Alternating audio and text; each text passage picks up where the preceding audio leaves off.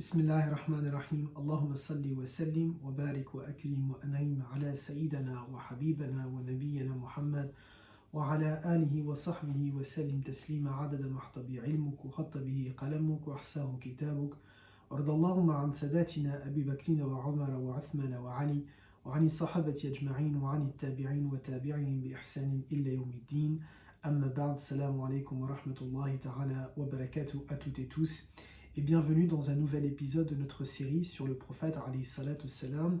Cela fait maintenant un bon petit bout de temps qu'on est en train de se retrouver pour étudier la vie de cet homme qui est Muhammad alayhi salatu salam, cet homme qu'Allah Ta'ala nous a envoyé, cet homme qu'Allah Ta'ala a choisi pour être rahmatan lil alamin, une miséricorde pour l'humanité, cet homme qui est à l'origine de notre religion, Muhammad ibn Abdullah, Muhammad, fils de Abdallah, fils de Abdul Muttalib, j'allais dire radiallahu anhu maintenant, mais alayhi salatu salam, à lui, notre bien-aimé. Toute une saison 1, 33 épisodes, et maintenant la saison 2, avec ce troisième épisode de la saison 2, le 36e épisode de notre série sur le prophète alayhi salatu salam. À toutes celles et ceux qui regardent cet épisode pour la première fois et qui donc se posent la question, est-ce que je vais réussir à suivre alors que j'ai raté les 35 premiers épisodes? Oui, chaque épisode est tourné de sorte que vous pouvez le regarder indépendamment des précédents.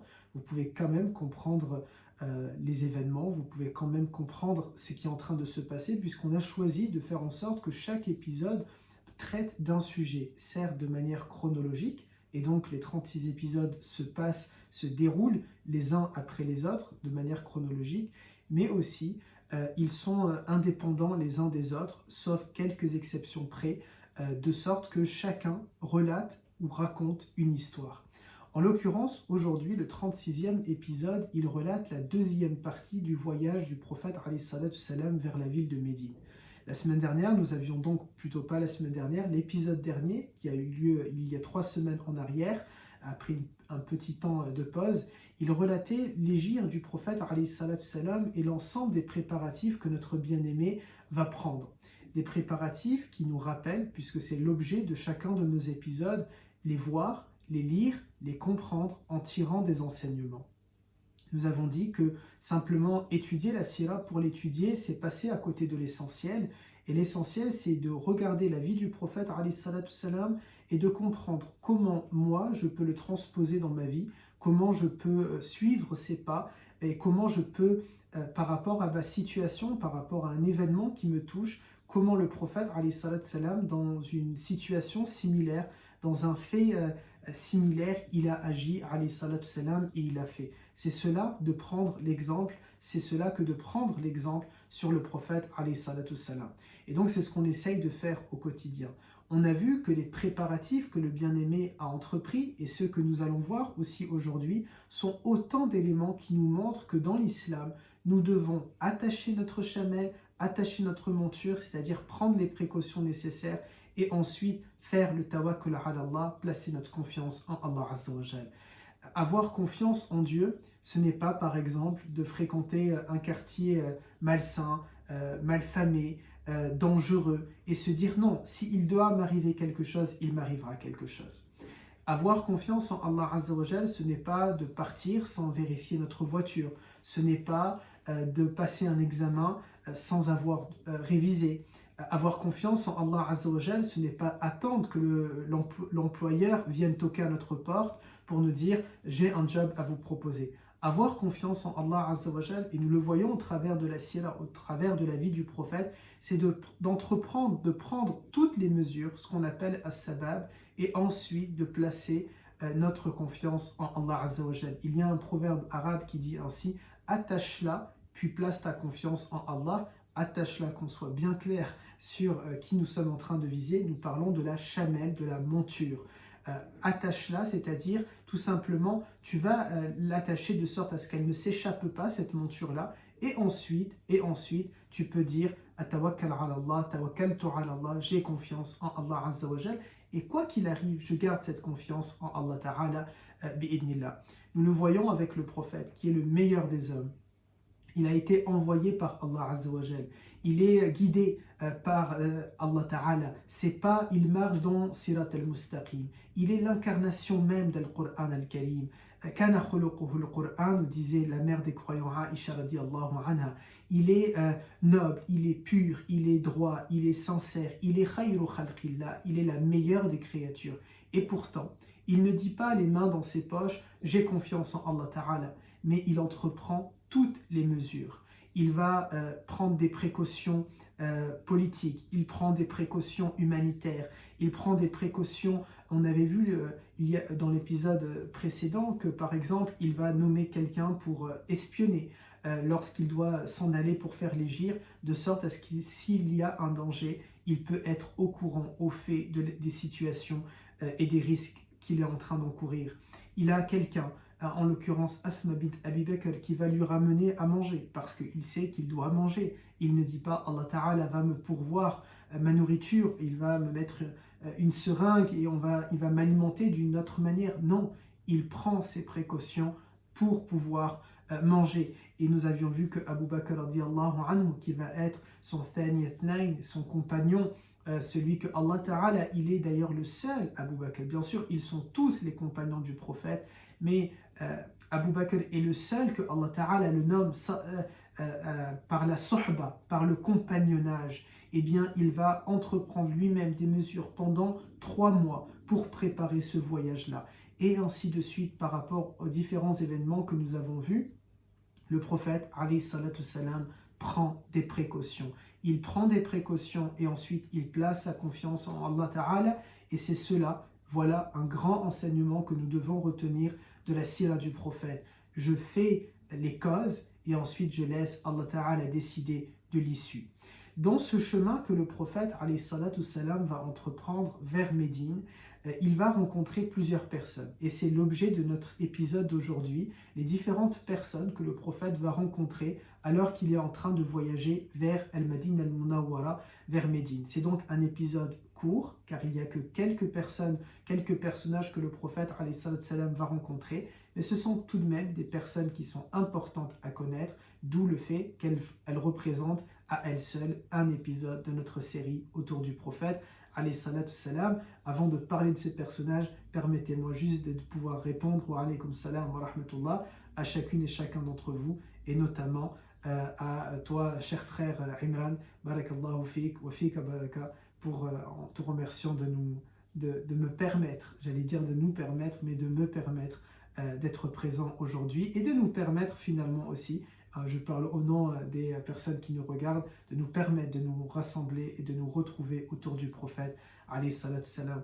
Il y a un magnifique hadith, je m'éloigne un peu peut-être du sujet, mais il y a un magnifique hadith qui évoque ceux qui se rassemblent et qui évoquent le nom de Allah Azza wa Jal, qui évoquent la religion, qui apprennent la religion ensemble, un groupe de personnes qui sont entourées par les anges et dans lesquels Allah Ta'ala va faire descendre sur eux as-sakina wal-rahma wal-baraka, dans lesquels Allah Ta'ala va descendre sur eux la sérénité, la miséricorde, les bienfaits. Et on espère, bi'idnillah, que chacune et chacun d'entre vous, d'entre nous, nous puissions faire partie de cela aussi loin que nous sommes les uns des autres. Le frère est dans le sud de la France comme moi, mais peut-être pour celles et ceux qui sont aussi loin, puisse Allah Ta'ala nous compter comme un seul groupe, comme une seule communauté, et descendre sur nous l'ensemble de ces bienfaits-là. Allahumma amin. Quels sont donc ces individus, ces personnes que le prophète alayhi salatu salam va rencontrer sur le chemin vers Médine? Il rencontre tout d'abord Suraqa ibn Malik, qui est un compagnon, et donc radiyallahu anhu, il va devenir musulman. Je spoil à l'avance, il finit par être musulman. Mais quelle est l'histoire de Suraqa ibn Malik? Suraqa ibn Malik, c'est cet homme qui était chef de sa tribu, et il était, vous savez, avide d'argent, parce qu'il sait que l'argent, c'est tout simplement la clé pour maintenir son pouvoir. N'hésitez pas à me dire si jamais il y a un bug. Je vois que mon écran, l'image est en train un peu de bugger, du coup n'hésitez surtout pas, s'il vous plaît, à me dire si jamais il y a un souci, si vous ne m'entendez pas bien, ou bien si jamais on a perdu la connexion. Suraqa ibn Malik, c'est donc ce chef de tribu qui est avide de pouvoir. Pour celles et ceux qui regardent actuellement une série mondialement connue dans la communauté musulmane qui est la série Osman, ou encore la série Seljoukide, ou encore la série Ertugrul Ghazi. On voit dans les différents épisodes qu'il y a toujours ce besoin pour certains chefs avides de pouvoir de récupérer l'argent coûte que coûte, parce qu'ils savent, et surtout à ces époques-là, qu'avoir l'argent, c'est avoir le pouvoir. Est-ce qu'aujourd'hui, avoir l'argent, c'est le pouvoir? C'est un autre sujet, mais en tout cas, eux pensaient qu'avoir l'argent, c'est avoir le pouvoir. Et donc, Suraqa ibn Malik a besoin d'argent pour maintenir son pouvoir en tant que chef de la tribu, et un peu comme n'importe quel homme avec un grand H, il est attiré, tout simplement mené, j'allais dire sa fitra, il cherche à avoir le pouvoir et à avoir l'argent. Et donc il est maintenant dans sa tribu et il entend parler qu'il y a un prix qui est mis sur la tête du prophète alayhi salatu salam, 100 chameaux. 100 chameaux, je ne veux pas donner un taux de change aujourd'hui, mais on peut parler à ce moment-là d'une grande fortune. D'ailleurs, les 100 chameaux sont estimés, il me semble, on a gardé le même nombre pour le prix du sang dans l'islam, et ça représenterait du coup 4,25 kilos d'or. Donc je crois que ça fait à peu près dans les 100 000 dollars ou un peu plus de 100 000 dollars dans ces eaux-là. 100 000 dollars pour l'époque, c'est une immense somme. 100 000 dollars pour notre époque, c'est aussi une très belle somme, une très coquette somme. Et donc Suraqa ibn Malik, il est attiré par cet argent-là. Il entend qu'on cherche la tête de Mohammed et de ses deux compagnons. Souvenez-vous, il part avec Abu Bakr et il part avec un guide qui va les mener, leur faire traverser ce désert-là, faire cette traversée du désert. Et il y a donc 100 chameaux pour eux, qu'ils soient morts ou vifs.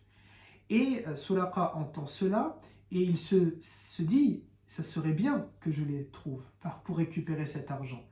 Et dès que la personne lui raconte cela, il y a un des membres de sa tribu qui lui dit « Moi, Ya Sayyidi, moi, mon chef, j'ai vu 3 personnes, notamment dans cette région-là, quand je revenais de la chasse. Peut-être qu'il s'agit de eux. Certainement qu'il s'agit de eux. » Et Suraqa ibn Malik va essayer de brouiller les pistes de sorte à ce que cet individu ne part pas ou que personne ne part les récupérer, mais que ce soit lui. À la hâte, il prend son cheval et il s'en va repérer, chercher où est Muhammad alayhi salatu salam, notre Muhammad alayhi salatu salam, notre bien-aimé prophète alayhi salatu salam, mais qui est à ce moment-là, pour Suraqa ibn Malik, un Owan, quelqu'un qui ne compte pas, quelqu'un qui ne compte pas, qui ne vaut que 100, qui vaut cette fortune de 100 chameaux. Mais il ne compte pas à ses yeux en tant que prophète. Et donc il se précipite pour aller le chercher, il prend ses flèches, parce qu'il se dit, je ne vais même pas me battre avec lui, ils sont 3, je vais le tuer de loin, la récompense, elle est là, mort ou vif, eh bien ce sera mort ou vif. Il s'en va, et Suraqa ibn Malik, il faut savoir qu'il est connu pour être un très bon cavalier à cheval. Il s'en va, il maîtrise son cheval, il va à toute allure, et de loin, il repère le prophète, alayhi salatu salam, accompagné de Abu Bakr et de Abdullah ibn Arqat, si le nom me revient bien, ce Abdallah qui était en train de l'accompagner. Et lorsque il les voit de loin, il se dit, là, je vais pouvoir les attraper. Et au moment où il veut faire un dernier, peut-être avancé encore avec quelques pas avec son cheval avant de prendre ses flèches et de tirer, il s'aperçoit qu'il y a une fumée entre lui et le prophète alayhi salatu salam, et là d'un coup il n'a pas le temps de comprendre qu'est-ce que cette fumée et qu'est-ce qui se passe, que son cheval le fait tomber à terre, lui qui était connu jusqu'à maintenant, et c'est cela la grande histoire avec un grand H qu'il faut retenir, lui qui était connu pour ne jamais tomber de cheval, eh bien il tombe, il perd le contrôle de son cheval. Et il ne comprend pas de suite qu'il s'agit d'un signe d'Allah Azza wa Jal, d'un appel pour le réveiller, mais il se dit tout simplement, il est tombé, ça le surprend, il remonte à cheval, il a réussi encore à faire quelques pas, et là, de nouveau, il retombe de cheval. Et puis de nouveau, il remonte en selle, il avance, et là, pour la 3e fois, alors qu'il n'est pas si loin maintenant du prophète, en tout cas, il est à hauteur de pouvoir crier et que le prophète l'entend, alayhi salatu salam, il retombe une troisième fois, et en tombant, il se dit pour la troisième fois, cet homme est certainement protégé, cet homme est un saint. Il ne dit pas il est nabi, il ne dit pas il est prophète, mais il comprend qu'il y a quelque chose.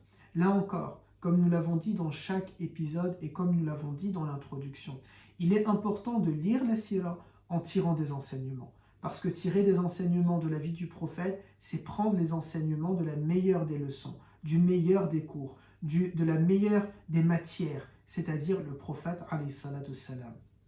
L'enseignement à retenir, c'est que cet homme, Suraqa, et tant d'autres avant lui, et tant d'autres après lui, ont essayé de raisonner, de réfléchir, alors même qu'on parle de eux dans un moment, dans une période de leur vie où ils ne sont pas musulmans. Et pourtant, ils essayent de réfléchir, ils essayent de raisonner. Et j'ai eu l'occasion de dire à maintes reprises, Allah Ta'ala nous appelle à fonctionner, nous appelle à raisonner, nous appelle à réfléchir. Afala, Allahumma salli alayka ya sayyidi ya Rasulallah, Allah Ta'ala nous dit, est-ce qu'ils ne raisonnent pas, est-ce qu'ils ne réfléchissent pas?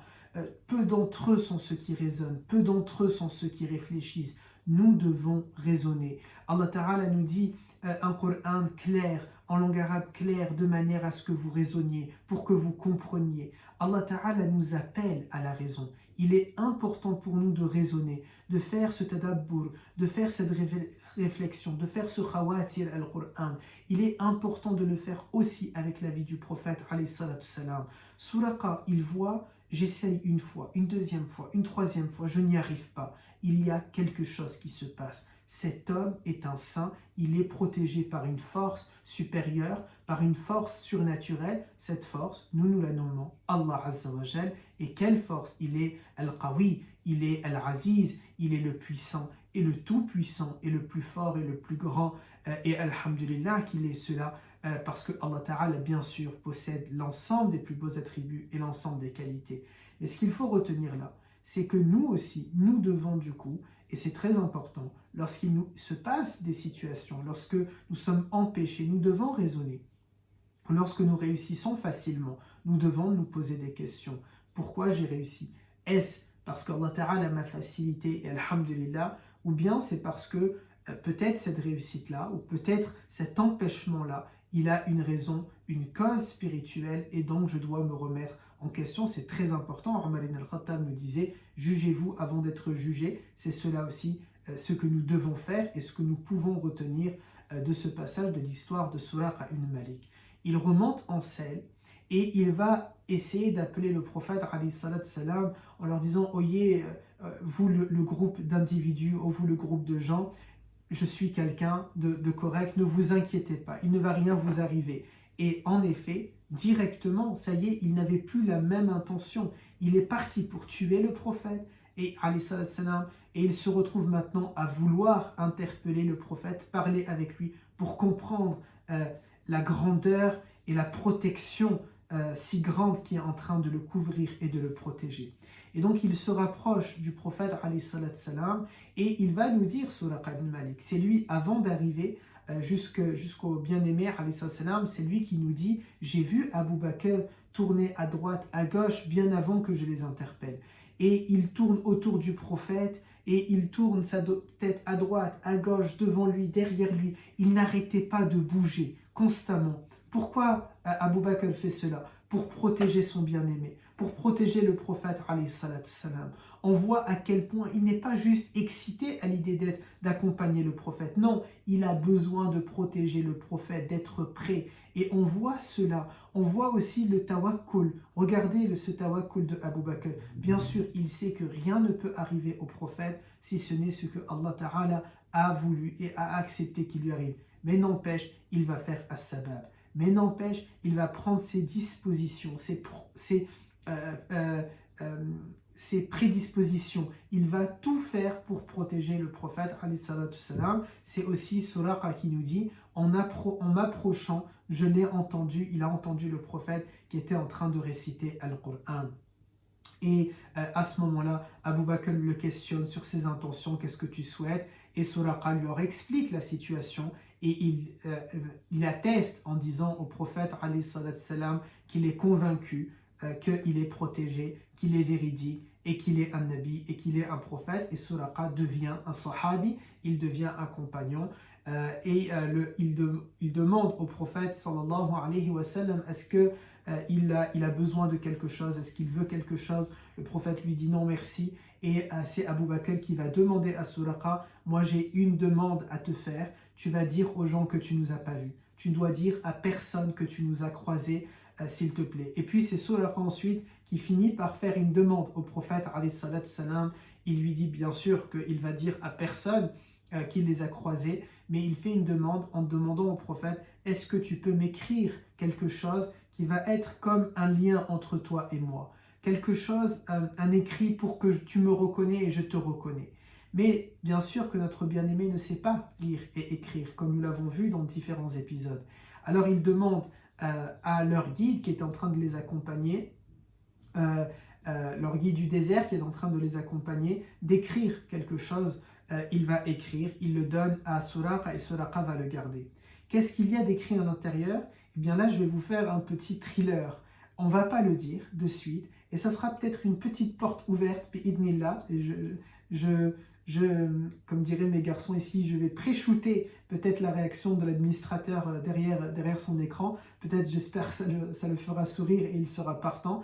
On ne va pas dire qu'est-ce qu'il y avait d'écrit, parce que ça peut être la suite, bi'idnillah, après notre série sur le prophète, d'étudier la vie de Abu Bakr, la vie de Omar ibn al-Khattab, la vie de Uthman, de Ali, de l'ensemble des compagnons, et à ce moment-là, pourquoi pas, celle de Suraqa, et de savoir qu'est-ce qu'il y avait dans ce bout de parchemin écrit à l'intérieur. Puis ensuite, le prophète va dire à Suraqa ibn Malik, qu'est-ce que tu penses, que dirais-tu de ce jour, Suraqa, où tu vas porter les bracelets de Kisra?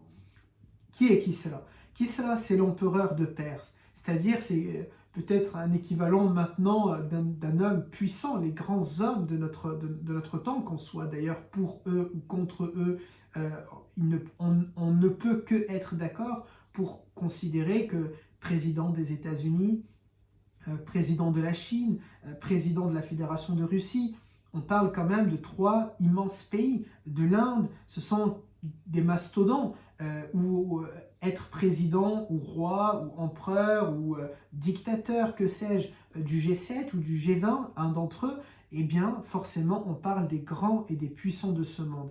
Barakallahu fiik, cher administrateur. Et pour le coup, ici, Kisra, il fait partie de ces 2, 3, 4 hommes les plus importants, les plus puissants à ce moment-là, pour la norme mondiale qui est à cette époque. Et Suraqa ibn Malik, c'est tout simplement un bédouin du désert. Suraqa ibn Malik, pour lui, Kisra, c'est qui est qui, c'est-à-dire, il sait qui est Kisra, mais quel est le lien entre Kisra et moi? Comment je peux imaginer porter les bijoux de Kisra? Et quand il pose cette question-là au prophète, comment c'est possible? Le prophète alayhi salam sourit mais ne lui répond pas. Et on sait plus tard, mais cette histoire-là, je vous la partage et je vous la dis, on sait que plus tard, lorsque les musulmans sont entrés en Perse et que les habitants de la Perse ont accepté l'islam en masse, et que tout simplement les territoires sont devenus musulmans par le fait des choses, par le fait des événements, et que les bijoux de Kisra ont été récupérés en tant que butin, et qu'ils ont été apportés à Omar ibn al-Khattab radiallahu anhu, alors calife de l'islam. Il va prendre les bracelets, il va demander où sont les bracelets de Kisra, il va les prendre et il va demander où est Suraqa, où est Suraqa, et on cherche Suraqa et on raconte que Suraqa était trop content, il arrive avec un grand sourire, tout content il sait qu'est-ce qui va se passer parce qu'il a eu la promesse du prophète alayhi salatu salam, il a eu l'annonce du prophète alayhi salatu salam, et donc on va mettre les bracelets sur Suraqa, et donc il était tout content de porter les bracelets de Kisra, pas parce qu'il est attaché au bas monde, pas du tout, il n'est pas matérialiste, mais c'est la fierté. Je suis en train de réaliser quelque chose que le prophète m'a annoncé. Il alayhi salatu salam n'est pas là, mais je réalise sa prophétie. C'est comme s'il est la prophétie du prophète alayhi salatu salam. Il réalise ce que le prophète avait annoncé des années auparavant. Nous allons, parce que le message derrière, tu vas porter les bracelets de Kisra, le message caché derrière cette parole, c'est que l'islam va rentrer en Perse. Le message caché qu'il y a derrière, c'est que les habitants de la Perse vont accepter en majorité l'islam et que ces trésors, ces richesses deviendront les richesses et les trésors de la nation musulmane. Et en l'occurrence, c'est en effet ce qui s'est passé avec Suraqa ibn Malik. Voilà une des rencontres que le prophète salam, a fait avec Suraqa. Une deuxième rencontre que le prophète a fait, c'est avec Ma'bad. Ma'bad, qui est une femme incroyable et magnifique. Et j'ai eu l'occasion à plusieurs reprises de parler de ces femmes importantes et puissantes et grandes que nous avons dans l'islam. Et Ma'bad en fait partie. Et pourtant, c'est une personne âgée. Vous savez, Ma'bad, c'est un peu comme celle que nous pouvons décrire maintenant comme une hajja. Vous voyez, si par exemple je vais croiser une personne âgée, je vais l'appeler naturellement hajja, je vais vouloir en prendre soin. Ici en France, on dirait une mamie, tout simplement, une grand-mère. On va s'identifier directement à elle, qu'elle soit d'ailleurs musulmane ou pas musulmane. On aura tendance, si elle est musulmane, voilée, on aura tendance, peut-être en tout cas pour moi, à l'appeler hajja. Mais si c'est une personne âgée qui n'est pas musulmane, en tout cas d'apparence, rien ne laisse penser qu'elle est musulmane, on va quand même l'appeler mamie. Vous voyez, on va parler avec elle comme si c'est une grand-mère, notre grand-mère, parce que c'est ce qui se dégage en général d'une personne âgée. Et Ma'bad, c'est cela. Ma'bad, c'est une personne âgée.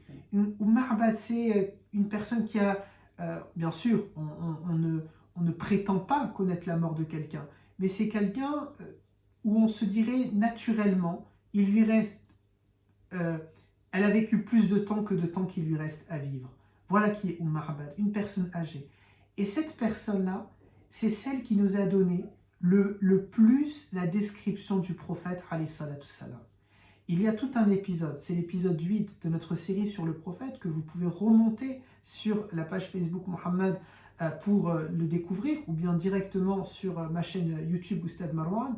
Et il y a dans l'épisode 8 toute la description du prophète, alayhi salatu salam. Qui nous a donné cette description? Ma'bad. Parce que Ma'bad fait partie des rares personnes, des rares compagnonnes à avoir regardé attentivement le prophète, alayhi salatu salam. La majorité, l'écrasante, la quasi-totalité des sahaba n'ont pas osé regarder le prophète dans les yeux. Beaucoup d'entre eux, des milliers de compagnons, je dis bien des milliers de compagnons, n'ont même pas osé parler, prendre la parole en public devant le prophète. Parce qu'ils étaient tout simplement intimidés, parce qu'ils étaient parfois gênés, parce qu'ils sont humains et que comme vous et moi, ils peuvent avoir le tract, le stress, peut-être une honte, ils sont pas à l'aise, ils sont en face d'un être qui est le plus beau, qui est le plus impressionnant, qui sent pas la transpiration mais qui sent le musc, dont le regard est poignant, saisissant, profond. Il regarde quelqu'un dont on voit tout simplement des signes miraculeux autour de lui, donc on sait qu'on n'a pas affaire, on a affaire, oui, à un humain, mais en même temps, on n'a pas affaire à un humain. On a affaire à quelqu'un qui est capable de mettre sa main dans un récipient de nourriture et d'en sortir à volonté. C'est un buffet à volonté dans une marmite. On a affaire à quelqu'un qui est capable de fendre la lune en deux. On a affaire à quelqu'un qui a un nuage au-dessus de lui pour ne pas qu'il se brûle ou qu'il ait un coup de soleil. Ça les impressionne. Et donc, ils ne le regardent pas droit dans les yeux. Ils n'osent pas parfois prendre la parole. Mais Ma'bad, fidèle à une personne âgée de son âge, pour elle, non. Et surtout, à ce moment-là, elle ne sait pas encore qu'il est prophète, et donc elle le regarde. Et elle le regarde attentivement, elle l'observe énormément, et c'est ça qui va faire qu'elle est celle, malgré que c'est une rencontre qui a duré quelques minutes, tout au plus quelques heures, c'est celle qui nous a donné le plus la description du prophète, alayhi salatu salam. Ma'bad, quelle est la rencontre qu'elle va avoir avec Nabi alayhi salam?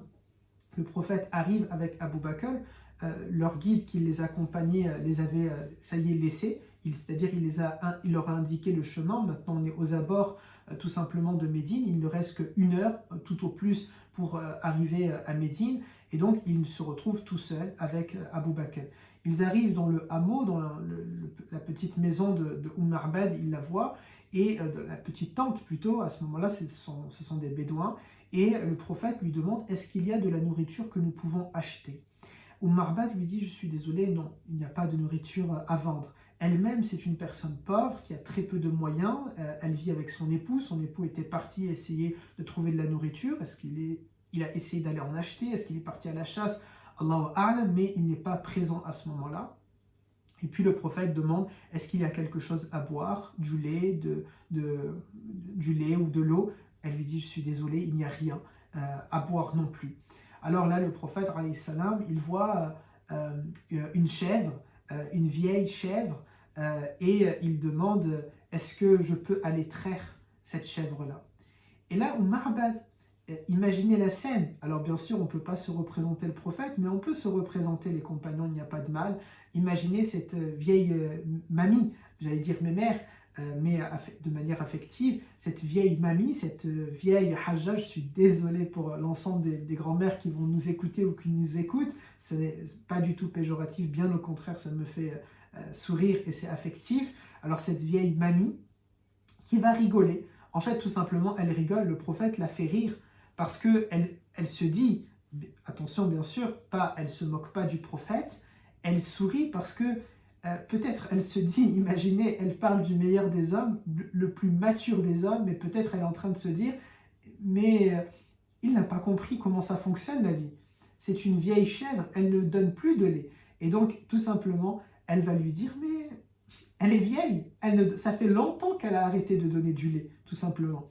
Et là, le prophète, alayhi salam, il insiste, parce que lui, bien sûr, il sait ce qu'elle ne sait pas, il est envoyé par Allah, elle ne l'est pas, et il a la sagesse qu'elle n'a pas, bien qu'elle ait vécu beaucoup plus longtemps que le prophète, alayhi salatu salam. Il a en réalité, lui, vécu plus parce qu'il a vu des choses qu'elle n'a pas vues et il sait des choses qu'elle ne sait pas. Et bien sûr, il est prophète.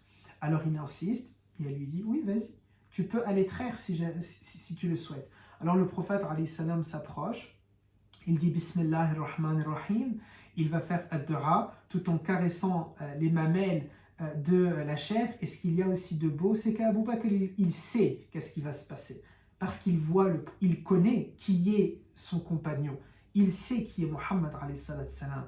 Et donc lui, il n'a pas cherché à comprendre. Il a pris un récipient. Il sait très bien qu'est-ce qui va se passer. Mon bien-aimé veut du lait, il y aura du lait. Khalas. C'est comme ça que ça marche. Alors il a pris le récipient, il l'a mis en dessous des mamelles de la chèvre et le prophète alayhi salam a commencé à presser et du lait est sorti, subhanallah. Et Ma'bad, étonné de voir qu'est-ce qui est en train de se passer sous ses yeux, un miracle qui se passe sous ses yeux. Alors imaginez déjà, elle l'a scruté longtemps, longuement, donc elle a vu la beauté de cet homme physique et maintenant elle assiste à la beauté spirituelle de cet homme. Ma'bad. Le prophète alayhi salam va boire, il donne aussi à Abu Bakr pour boire, il remplit le récipient pour Ma'bad et pour son époux, et puis ensuite il s'en va avec Abu Bakr radiallahu anhu. Lorsque l'époux de Ma'bad arrive et qu'il voit du lait, chose qu'il n'a pas l'habitude depuis un bon bout de temps de voir à la maison, il lui demande d'où vient ce lait, elle lui raconte l'histoire, et là il dit, il y a deux hommes qui sont recherchés. Tout le monde est en train de chercher deux hommes. Peut-être ce sont ces deux fugitifs que tu as accueillis, mais tu sais que l'un d'entre eux se prétend prophète. Et là, Ma'bad, elle dit non, il ne se prétend pas être prophète, il est prophète. C'est un prophète. Ma'bad, elle atteste de la prophétie de Nabi alayhi salam parce qu'elle a vu quelque chose de ses yeux. Et elle l'a scruté longuement et longtemps. Ma'bad est devenue une sahabiya, elle est devenue une compagnonne, et bien sûr son époux lui aussi, il suit le chemin de sa femme et ils se convertissent à l'islam. Certains relatent qu'après l'installation du prophète alayhi salam, ils vont de nouveau rentrer à Médine pour de nouveau attester de la prophétie du prophète, d'où le fait qu'ils ne sont pas des tabi'in, mais des sahaba, puisque les compagnons sont tous ceux qui ont vu le prophète alayhi salam, et au moment où ils ont vu le prophète, eux sont musulmans, ou bien ils viennent de se convertir à l'islam, et en plus de ça, le prophète est déjà prophète, c'est-à-dire il a reçu la révélation. À ce moment-là, ils deviennent sahaba. Qu'ils aient vu le prophète de loin ou de près, qu'ils aient parlé avec lui ou qu'ils n'ont pas parlé avec lui, qu'ils sont restés que quelques minutes ou de longues années à ses côtés, tant qu'ils ont ces deux critères-là, ils l'ont vu alors que eux sont musulmans, et ils l'ont vu alors que lui a reçu la révélation. Et bien sûr, j'allais dire, ça coule de source, ça va de soi. Ils n'ont pas quitté l'islam après cela, alors ils sont des compagnons. Alors que le tabi'i, c'est quelqu'un qui a embrassé l'islam, mais il n'a pas pu voir le prophète alayhi salam. Par contre, il a vu les élèves du prophète, notamment ça a été le cas de An-Najashi en Abyssinie. Nous avions déjà parlé de lui dans l'un de nos épisodes. Voilà pour l'histoire, la rencontre avec Ma'bad. Il y a d'autres personnes que le prophète alayhi salam va rencontrer. C'est le cas de, on sait, 3 personnes selon les différentes versions, qui se seraient converties aussi à l'islam dans le chemin où le prophète alayhi salam va les rencontrer. Il leur fait da'wa et il leur parle. On n'a pas énormément de détails, en fait, à part ces faits-là que je viens de vous citer. On n'a pas de détails. Qu'est-ce que le prophète leur a dit? Qui sont-ils exactement? Mais ici, je voulais retenir des enseignements aussi. L'enseignement, en préparant ce cours-là, je me suis dit, subhanallah, au fur et à mesure, regardez toutes ces personnes qui se convertissent à l'islam.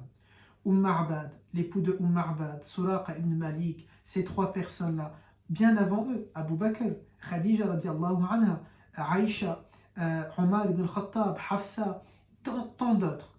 Toutes ces personnes-là qui vont embrasser l'islam, cela nous rappelle que, plutôt cela m'a fait penser à cet enseignement. Il est important de se souvenir que si aujourd'hui, c'est peut-être,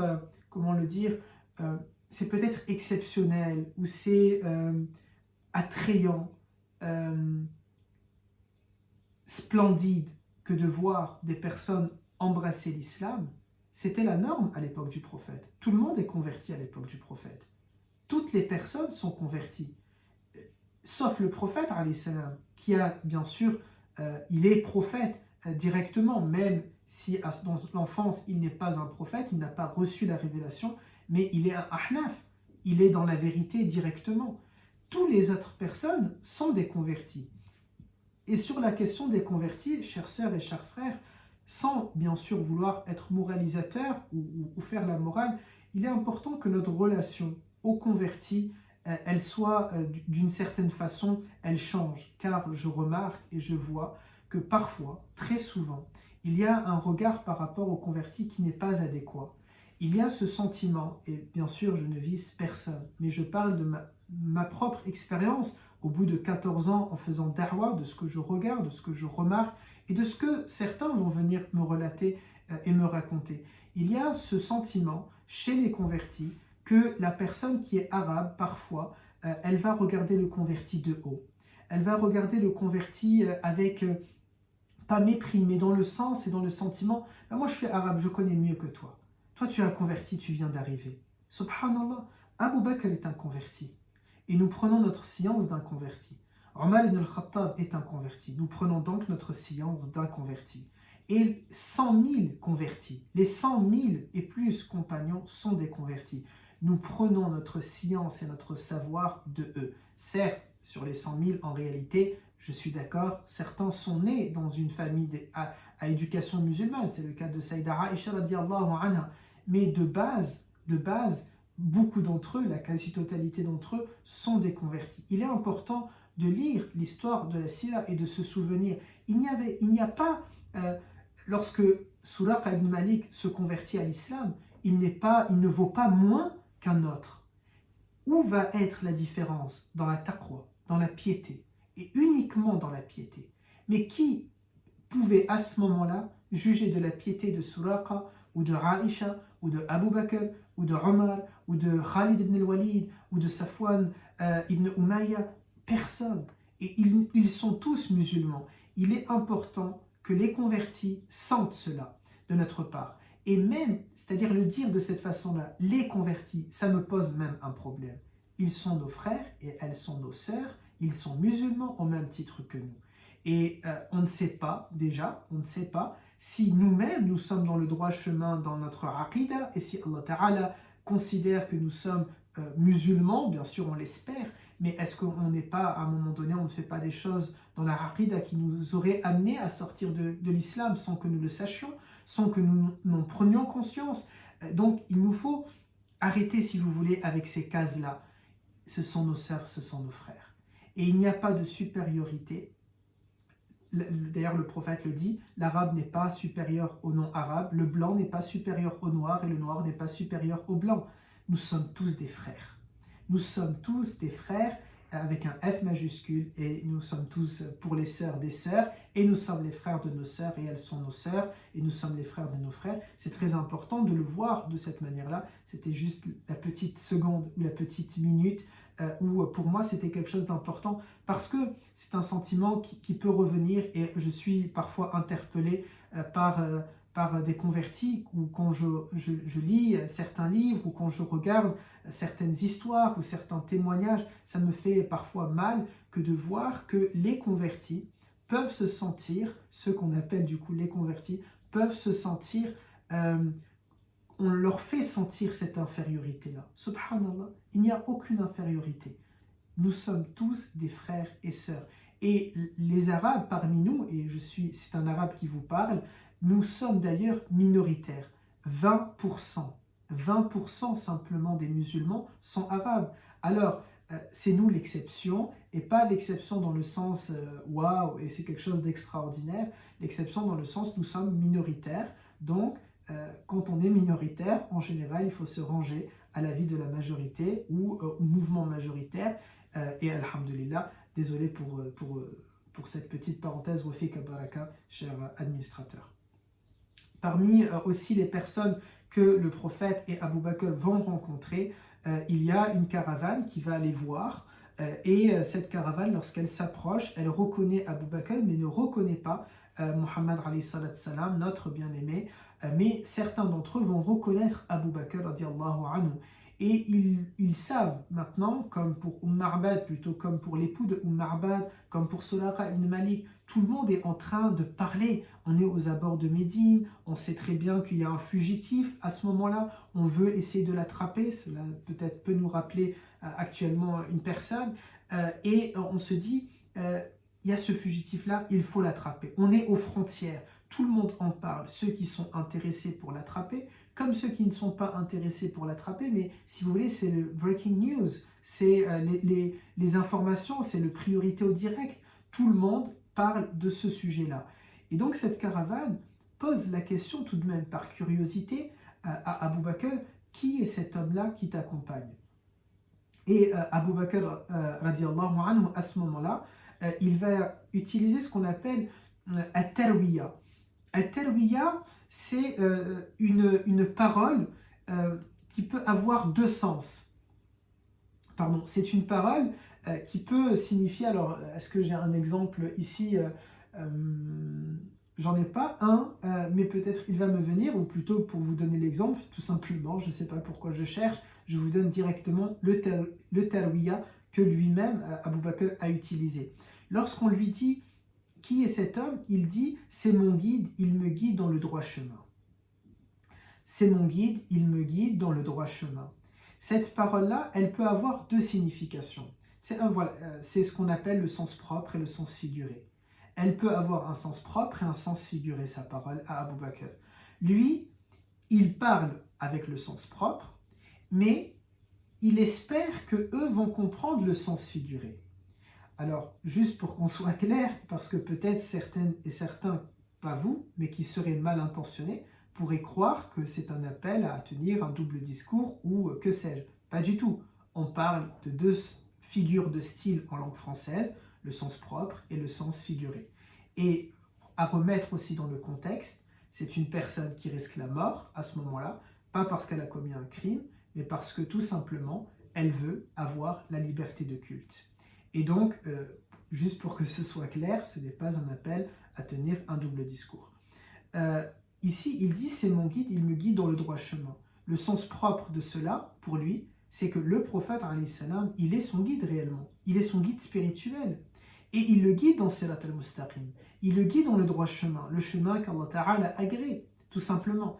Mais le sens figuré de Abu Bakr, et ce tarwiyah-là, bien sûr, est permis, il ne ment pas en soi. Eux le comprennent de cette façon-là, il sait qu'ils le comprennent de cette façon-là, mais il les laisse, encore une fois, parce qu'il risque sa vie. Encore une fois, parce qu'il risque d'être tué à tout moment.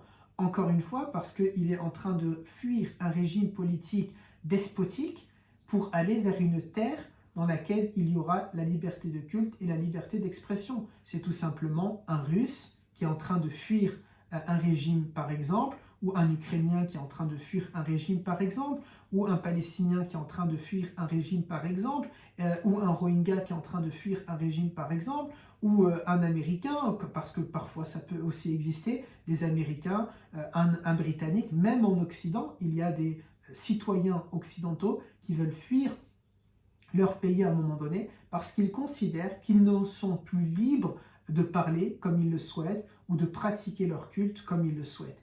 Eh bien, Abu Bakr et le prophète alayhi salam sont dans cette situation-là. Et donc, le sens figuré ici que eux vont comprendre, c'est que le prophète, c'est son guide du désert. Il est son guide du désert et il est en train de lui montrer le chemin par où passer, le bon chemin. Sirat al-Mustaqim, ça signifie le bon chemin. Pour nous, dans l'islam, c'est le bon chemin au sens spirituel, et pour tout le monde, à ce moment-là, Sirat al-Mustaqim, c'est-à-dire tout simplement la bonne route, le droit chemin, le bon, pour les fans de randonnée parmi vous, c'est la bonne signalisation. Est-ce que je suis bien en train de suivre le parcours jaune ou le parcours rouge et blanc dans mon GR20, dans mon GR7, etc., etc.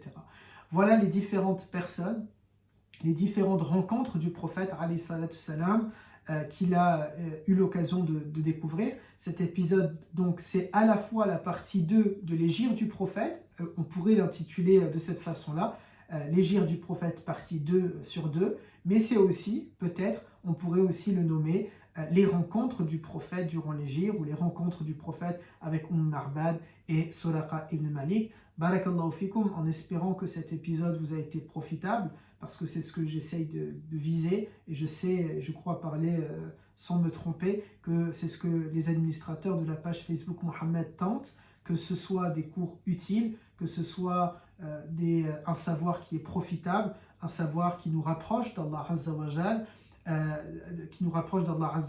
savoir qui nous rapproche de notre bien-aimé alayhi salatu salam, un savoir qui nous fait sentir que c'est comme si nous y étions, et ce sentiment-là doit nous pousser à tirer des enseignements, à prendre des dispositions. C'est un peu, en tout cas c'est la volonté que j'essaye de viser à chaque cours ensemble le lundi soir, un peu comme vous savez, dans le nouvel an ou un anniversaire, en général, les êtres humains aiment bien prendre des dispositions et dire « Ok, bismillah, maintenant, nouvelle semaine, je vais faire ceci. Nouvelle année, je vais faire cela. Nouveau Ramadan, je vais faire ceci. » Eh bien, j'essaye de faire en sorte qu'à chaque rencontre que nous avons, je me dise, en tout cas c'est comme ça que je le vois pour moi-même et j'espère que c'est ainsi pour vous, je me dise « Ok, je me suis rapproché peut-être du prophète, alayhi salam, en tout cas j'essaye, et bien maintenant je vais me prendre des dispositions.